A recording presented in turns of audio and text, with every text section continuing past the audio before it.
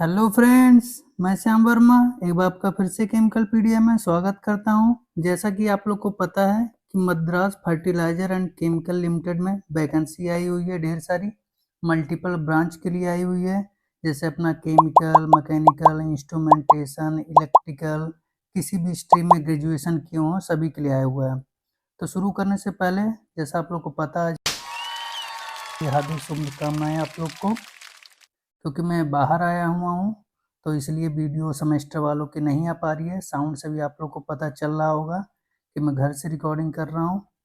तो कोई बात नहीं, 1-2 दिन की और बात है, उसके बाद वीडियो अपनी रेगुलर आने लगेगी। तो सबसे पहले हम लोग बात करने वाले हैं कैसी वैकेंसी है, कितने ब्रांच की वैकेंसी है, केमिकल वालों के लिए क्या क्या कंडीशन दी गई है, सारी बातें हम लोग डिस्कस करने वाले हैं पूरा। तो चलिए हम लोग शुरू करते हैं, एक एक चीज़ें समझेंगे कि कैसे कैसे वैकेंसी के बारे में डिटेल दिया गया है। बहुत सारे इंस्ट्रक्शन दिए गए हैं क्योंकि तमिलनाडु की कंपनी है, तो बहुत सारी चीज़ें तमिलनाडु के रूल्स के हिसाब से होंगी। तो चलिए उसको सारी बातें ध्यान में रखेंगे और कोई भी चीज़ मिस मत करिएगा, अदरवाइज बाद में फॉर्म में प्रॉब्लम आपके आएगी। तो चलिए एडवर्टाइजमेंट एक एक करके पूरा हम लोग देखते हैं कि क्या क्या इसमें हमें बोला गया है, ठीक है। तो जैसा कि मैंने आपको पहले बोला, किसके बारे में वैकेंसी है, मद्रास फर्टिलाइजर लिमिटेड के बारे में वैकेंसी है, जो आपकी गवर्नमेंट ऑफ इंडिया के अंडरटेकिंग में आती है। आपको पता है कि चेन्नई में कंपनी है जो तमिलनाडु में आती है। इसका एक ही ब्रांच है। थोड़ा बेसिक जान लेते हैं क्योंकि आजकल हर एग्जाम में पूछे जाते हैं। ये एक आपका पब्लिक सेक्टर अंडरटेकिंग कंपनी है जो मिनिस्ट्री ऑफ फर्टिलाइजर के अंदर आपका आता है। ये क्या क्या बनाता है, आप अमोनिया बनाता है, यूरिया बनाता है, कॉम्प्लेक्स फर्टिलाइजर भी बनाता है और बायो फर्टिलाइजर भी बनाता है, ठीक है। ये जो वैकेंसी आया हुआ है वो नॉन सुपरवाइजरी कैडर के लिए आया हुआ है। इसमें दो टाइप की वैकेंसी आती हैं, एक सुपरवाइजरी करके, एक नॉन सुपरवाइजरी। तो ये हमारा ध्यान रखिएगा, नॉन सुपरवाइजरी कैडर की वैकेंसी है, ठीक है। ध्यान बात करेंगे कितने पोस्ट आए हुए हैं, उसमें क्या क्या रिजर्वेशन दिया गया और क्या क्या स्पेसिफिकेशन अलग अलग दिए गए हैं। तो चलिए वैकेंसी के बारे में हम लोग शुरू करते हैं, क्या क्या बोला गया है। तो जो वैकेंसी आई वो टेक्निकल असिस्टेंट ट्रेनिंग के आई हुई है। ट्रेनिंग मीन्स 1 साल की आपकी ट्रेनिंग रहेगी, उसके बाद आपको परमानेंट कर दिया जाएगा टेक्निकल असिस्टेंट के नाम से। केमिकल वाले ऑपरेशन बोल रहा है, मीन्स केमिकल वालों के लिए है। इसमें जो बेसिक आपको पे दिया जाएगा वो 24,500 है। बाकी अदर अलाउंसेज आप करेंगे तो सैलरी अच्छी खासी है। टोटल जो वैकेंसी आई हुई है वो 28 वैकेंसी है, 28 वैकेंसी आया हुआ है। और क्या मांगा है आपसे qualification, 3 year diploma in chemical engineering. अभी मैं कुछ देर बाद आपको एक समझाऊंगा कि केमिकल इंजीनियरिंग लिखा है तो क्या अदर ब्रांच वाले अप्लाई कर सकते हैं या नहीं कर सकते हैं, आगे उसको क्लियर किया गया है। पर ध्यान रखिएगा किसके लिए वैकेंसी अपनी, जो 2024 या 2025 में पास आउट किए हैं, ओनली ओनली सिर्फ उन्हीं कैंडिडेट के लिए वैकेंसी आई हुई है, ध्यान रखिएगा। जो भी डिप्लोमा से पोस्ट आई हुई है वो 2024 पास आउट होने चाहिए या 2025, उससे पहले वाले भी नहीं, उससे बाद वाले भी अप्लाई नहीं कर सकते। मैक्सिमम एज जो बोला है वो 26 बोला है, ये अनरिजर्व कैटेगरी के लिए है, मतलब जनरल कैटेगरी के लोग के लिए। बाकी अदर रिजर्वेशन के बारे में आगे बात की गई है, उसको भी हम अच्छे से समझेंगे, ठीक है। ये तो बात हो गई अपने केमिकल वाले लोगों की, केमिकल की। अब हम बात कर लेते हैं थोड़ा और पोस्ट किसकी आई हुई है। मैकेनिकल की पोस्ट आई हुई है, उसमें 5 वैकेंसी आई हुई हैं। सेम डिप्लोमा आपका मैकेनिकल में होना चाहिए और 2024 या 2025 के पास आउट आप होने चाहिए। उसके अलावा दूसरा एलिजिबिलिटी नहीं है इसमें। उससे पहले वाले भी नहीं अप्लाई कर सकते हैं, उसके बाद वाले भी नहीं। और पोस्ट है इलेक्ट्रिकल डिप्लोमा के लिए आया हुआ है, इसमें 3 वैकेंसी आई हुई है। 3 ईयर का डिप्लोमा आपका होना चाहिए, 2024 और 2025 के ओनली पास आउट आप होने चाहिए, ठीक। उसके बाद वैकेंसी है इंस्ट्रूमेंटेशन के लिए आई हुई है, 2 वैकेंसी है। वो भी आपको 3 ईयर का डिप्लोमा किया होना चाहिए, 2024 के पास आउट और 2025 के पास आउट, मतलब सभी के लिए यही कंडीशन लगाया गया है। और एज लिमिट भी सबकी 26 ही की गई है, उससे कम ज़्यादा किसी पोस्ट के लिए नहीं है। और रिगर के लिए भी बोला गया, टेक्नीशियन में रिगर पोस्ट के लिए 1 वैकेंसी है। बेसिक भी इसका बहुत अच्छा खासा लेवल 3 पे ज्वाइन करा रहा है। आपको सिर्फ क्या करना है, 3 ईयर्स आपको एसएससीएल के साथ साथ 3 ईयर एक्सपीरियंस होना चाहिए रिगिंग में, ठीक है।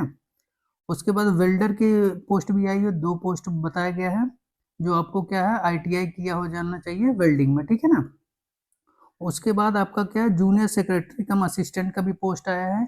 इसमें मैंने पहले बताया 2 पोस्ट हैं इसमें। और क्या है, फुल टाइम डिग्री आपका होना चाहिए, किसी भी ग्रेजुएशन से आपकी डिग्री चलेगी।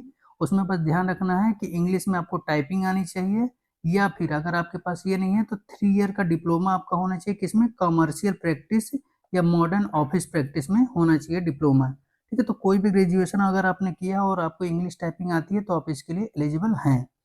ये तो बेसिक बातें हो गई कि किस किस के पोस्ट के लिए आया है, और बाकी इंस्ट्रक्शन जो है उसको भी अच्छे से पढ़ लेते हैं, क्योंकि जो मद्रास फर्टिलाइजर है उसकी बहुत सारी कंट्रोवर्सी पीछे कुछ ईयर में हुई थी, जिसके कारण वैकेंसी कैंसिल हो जाती है, सिलेक्शन होने के बाद भी ज्वाइन ही नहीं कराते, तो इसलिए थोड़ा चीज़ें आपको जानना जरूरी है। टर्म एंड कंडीशन इन्होंने दिया कुछ कि वैकेंसी टेंटेटिव है, मीन्स क्या है कि जितनी वैकेंसी आपको बताई गई है, हो सकता है वो अपना मद्रास फर्टिलाइजर उसको कम भी कर सकता है या ज़्यादा भी कर सकता है, उसको हमें देखना पड़ेगा। वो अपने हाथ में कुछ नहीं, अपने हाथ में सिर्फ इतना ही है कि आपको पढ़ के अच्छे से सिलेक्शन लेना है, कम ज़्यादा वो उनकी जिम्मेदारी है, ठीक है। एज की जो बहुत बड़ी फैक्टर आती है, मुझे कई सालों से ये चीज़ में प्रॉब्लम देखने को मिली है बच्चों की, कि जब मद्रास फर्टिलाइजर में होता है तो बहुत सी सारा इशू होता है इसमें, क्योंकि ये जो रूल फॉलो किया जाता है इसमें, वो आपका तमिलनाडु गवर्नमेंट का जो रूल्स होते हैं उसको फॉलो किया जाता है, ठीक है। इसमें जो मिनिमम एज मांगी गई है वो 18 ईयर, आपको पता है ये हर जगह लागू होता है, और जो मैक्सिमम एज है वो 26 ईयर है, वो अनरिजर्व कैंडिडेट के लिए। बाकी जिनको कैटेगरी में रिजर्वेशन मिलता है उनके लिए सेंट्रल गवर्नमेंट का रूल लागू है। जैसे अगर आप SC ST कैंडिडेट हैं तो आपको 5 साल मिलेगा, मतलब 26 ईयर प्लस 5 साल आप जोड़ लीजिए, मतलब 31 ईयर्स के अगर आप हैं तो अप्लाई कर सकते हैं। OBC नॉन क्रीमी लेयर के लिए 3 ईयर्स मिलेगा, तो मतलब 26 प्लस 3 = 29 ईयर्स के अगर आप हैं तो अप्लाई कर सकते हैं। PWD के कैंडिडेट हैं तो अगर जनरल के हों 10 ईयर उनको मिलेगा रिलैक्सेशन, और OBC हैं तो 13 ईयर, और SC ST हैं तो 15 ईयर्स। ये आपको बहुत वेरी वेरी इंपॉर्टेंट है, आप यहाँ ध्यान रख के ही फॉर्म भरिएगा, नहीं तो आगे चल के प्रॉब्लम होती है हर बार बच्चों को, ठीक है। अब बात कर लेते हैं कि क्वालिफिकेशन में जो मैंने बोला था कि अदर ब्रांच वाले केमिकल में अप्लाई कर सकते हैं या नहीं कर सकते हैं, उसके बारे में भी थोड़ा सा यहाँ बताया गया क्लियर करके, ठीक है। तो यहाँ साफ साफ बोला है कि जो डिप्लोमा क्वालिफिकेशन केमिकल इंजीनियरिंग में मांगी गई है, वो किस किस डिसिप्लिन में सिर्फ हमें लेना है, तो सिर्फ यहाँ पे मेंशन किया गया केमिकल इंजीनियरिंग का। बहुत ध्यान से देखिएगा, सिर्फ केमिकल इंजीनियरिंग लिखा है, तो केमिकल टेक्नोलॉजी के कोई ब्रांच एलिजिबल नहीं है, क्योंकि अगर अगर आप फॉर्म अभी भर देते हैं तो बाद में अगर आपको डॉक्यूमेंट वेरिफिकेशन में रिजेक्ट करते हैं तो आपको बहुत प्रॉब्लम होगी, तो इसलिए बहुत सोच समझ के यहाँ पे फॉर्म आप भरिएगा। Other branch mechanical, electrical, instrumentation में सारे ब्रांचों के लिए, चाहे वो टेक्नोलॉजी का किसी भी ब्रांच हो, लगभग सारे सारे प्रॉब्लम, दुनिया के सारे प्रॉब्लम केमिकल इंजीनियरिंग और टेक्नोलॉजी को लेकर कंपनियों को हो रही है। मुझे समझ नहीं आ रहा किस कंपनी को क्या मेंटेलिटी है, ठीक है। अब आगे बढ़ते हैं, और क्या बात की गई है। जो आपने क्वालिफिकेशन मतलब डिप्लोमा एक्वायर किया हो, वो पार्ट टाइम या करस्पॉन्डेंस या डिस्टेंस या प्राइवेट स्टडी या ऑफ कैंपस से आपने किया है तो उसको कंसीडर नहीं किया जाएगा। सिर्फ आप रेगुलर 3 ईयर डिप्लोमा अगर किए हैं तो वही एलिजिबल माना जाएगा, ठीक है। अब क्या बोला गया, कितना आपके पास परसेंटेज होना चाहिए, मिनिमम परसेंटेज जो आपने डिप्लोमा क्वालिफाई किया है। तो अगर आप जनरल या OBC कैंडिडेट हैं तो आपको 65% मार्क्स अपने डिप्लोमा में होने चाहिए, ठीक है। और अगर आप SC ST PWD कैंडिडेट हैं तो आपको 55% मार्क्स होने चाहिए आपके डिप्लोमा में। ये चीज़ ध्यान रखिएगा, 0.1% भी आपका कम है तो भी आप अप्लाई नहीं कर सकते, ये ध्यान रखिएगा, ठीक है ना। कोड नंबर 1 to 4 मतलब जितना टेक्निकल असिस्टेंट का पोस्ट है, ठीक है ना, वो ध्यान से यहाँ बोला गया कि 2024 और 2025 का जो लोग पास आउट हैं सिर्फ वही लोग एलिजिबल हैं, तो ये पॉइंट को आप बिल्कुल ध्यान में रखिएगा, ठीक है। अभी क्या बोल रहा है, आपके डॉक्यूमेंट्स आपको सबमिट करने होंगे, ठीक है ना। जब एक बार CBT हो जाएगा उसके बाद आपका डॉक्यूमेंट वेरिफिकेशन के समय आपको सारे डॉक्यूमेंट प्रूफ सबमिट करने पड़ेंगे। ऐसा नहीं है कि आप 2026 का पास आउट हैं, जब तक ये पेपर हो रहा है तो उस समय दिखाएंगे 26 का, तो ऐसा नहीं होता है। आपको डॉक्यूमेंट दिखाना 2024 के हैं पास आउट या 2025 के, ठीक है। आगे बढ़ते हैं, अगर किसी का बोर्ड में अगर परसेंटेज की जगह CGPA आता है तो उसका भी कन्वर्जन दिया है कि अगर आप जनरल या OBC कैंडिडेट हैं और आपके यहाँ 10 पॉइंट स्केल से कन्वर्ट किया जाता है, तो अगर 7 CGPA आपके पास है तो भी आप एलिजिबल हैं। और SC ST कैंडिडेट के लिए 55% है, अगर CGPA है तो 5.9 होना चाहिए, ठीक है। बढ़ते हैं अगले पॉइंट की तरफ, क्या बोला, ये इंपॉर्टेंट पॉइंट्स है आप लोग के लिए। जो टेक्निकल असिस्टेंट पोस्ट के लिए बात की जा रही है 1 to 4 पोस्ट के लिए, वो इनिशियली जो आपको पोस्ट दिया जाएगा उस पोस्ट का नाम रहेगा टेक्निकल असिस्टेंट ट्रेनिंग, ठीक है ना। क्योंकि मैंने आपको पहले बताया, क्योंकि ये जो ट्रेनिंग का पीरियड है वो आपका 1 साल का रहेगा, मतलब 1 साल आप ट्रेनिंग के पोस्ट पे रहेंगे। उस समय ध्यान रखिएगा, ट्रेनिंग में बहुत सारे ट्रेनिंग ऐसे होते हैं जहाँ पर पैसे बहुत कम दिए जाते हैं, बट यहाँ ऐसा नहीं है। यहाँ आपको बेसिक पे मिलेगा, मतलब जो 24,900 शायद अप्रॉक्सीमेट था वो मिलेगा, प्लस DA भी में आपको मिलेंगे और HR भी मिलेंगे, मतलब बेसिक जितनी चीज़ें हैं वो सारी चीज़ आपको मिलेंगी। लगभग अप्रॉक्सीमेट 50,000 तो तभी भी आपके पास आएगा अप्रॉक्सीमेट, ठीक है ना। तो उसकी दिक्कत नहीं है। ध्यान रखिएगा यहाँ श्योरिटी बॉन्ड होती है, वो भी कितने की, 2 लाख की। तो ये ध्यान में रख के बैठिएगा कि अगर उसमें आपका सिलेक्शन होता है, कहीं दूसरी जगह आप जाना चाहते हैं, थोड़ा माइंड रखिएगा। क्योंकि कितने दिन के लिए, क्योंकि कंपनी चाहती है कि आप उसके यहाँ कम से कम 3 साल सर्विस करें फिर जाएं, हमें कोई दिक्कत नहीं है। उसमें भी ट्रेनिंग एक साथ कंक्लूड किया जाता है, मतलब अगर ट्रेनिंग आपने कंप्लीट कर लिया तो 2 साल और आपको वहाँ पर सर्विस देनी होगी, वही कंपनी चाहता है, ठीक है ना। नहीं तो आपको 2 लाख का बॉन्ड भर के फिर ही जाना पड़ेगा। ओके, ये थोड़ा चीज़ यहाँ ध्यान रखने वाली है आप लोग को, क्योंकि यहाँ बात पैसे की है कि अगर आप उससे हायर पोस्ट के लिए कहीं जाना चाहते हैं तो 2 लाख का बॉन्ड आपको भरना पड़ेगा। अब आगे देखते हैं और क्या इंपॉर्टेंट चीज़ आप लोग के लिए। एक इंपॉर्टेंट चीज़ यहाँ है फीस के बारे में, कि कितना फीस लिया जा रहा है। तो 500 रुपया प्लस जीएसटी फीस लिया जा रहा है। हमें लग रहा है बहुत हाई प्राइस है मद्रास फर्टिलाइजर के लिए। मैक्स टू मैक्स मुझे लगता है 200 रुपये ही करना चाहिए था, बट इतना ज़्यादा पैसे किए हैं क्यों समझ नहीं आता। ठीक है, 500 रुपये आपको अप्लीकेशन फ़ी देना पड़ेगा, वो भी सिर्फ जनरल ईडब्ल्यूएस और ओबीसी कैंडिडेट को, ठीक है। बाकी जो एससी एसटी पीडब्ल्यूडी कैंडिडेट हैं उनको कोई फी जमा करने की ज़रूरत नहीं है, ठीक है, बट उनको अपने कास्ट सर्टिफिकेट सबमिट करना होगा साथ में।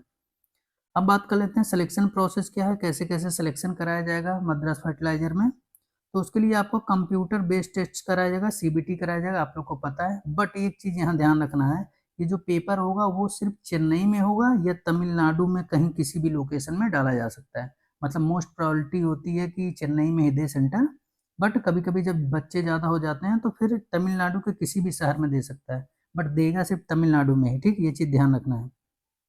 अब जो सीबीटी होगा कंप्यूटर बेस्ड टेस्ट, वो 2 पार्ट में होगा।